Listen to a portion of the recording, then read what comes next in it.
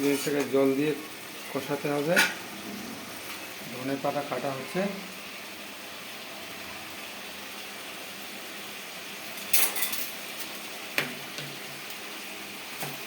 চাকুর পরিমাণটা আপনারা দেখতে পাচ্ছেন, ধনে পাতা থেকে চাকুর পরিমাণটা অনেক ছোট।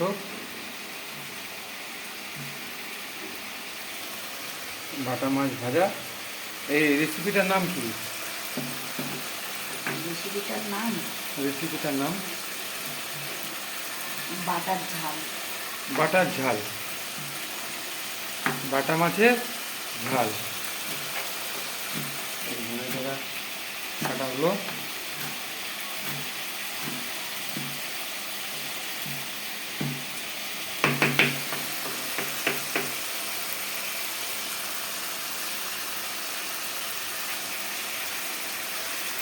ঝোলটাকে আমরা একটু যাতে মশলাগুলো একটু সিদ্ধ হয়ে যাক।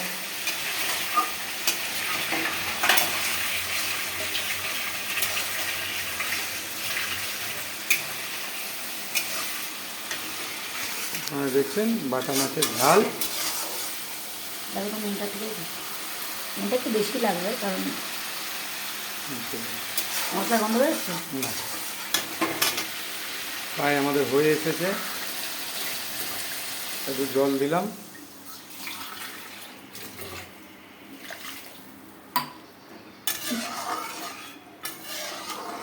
এবার মাছ দেবে। ঝোলটা ফুটিয়ে দিয়ে এখন একটু দিয়ে দেবো আর একটু হালকা স্লাইড ধনে পাতা উপর দিকে, যাতে হালকা ধনে পাতা একটুখানি ফ্লেভারটা আসবে। মাছ অনুযায়ী আপনারা জল দিতে পারেন। কেন ফালতু ফালতু ওটাকে লেঙ্গিটাকে বানাচ্ছিস নাটক করে করে?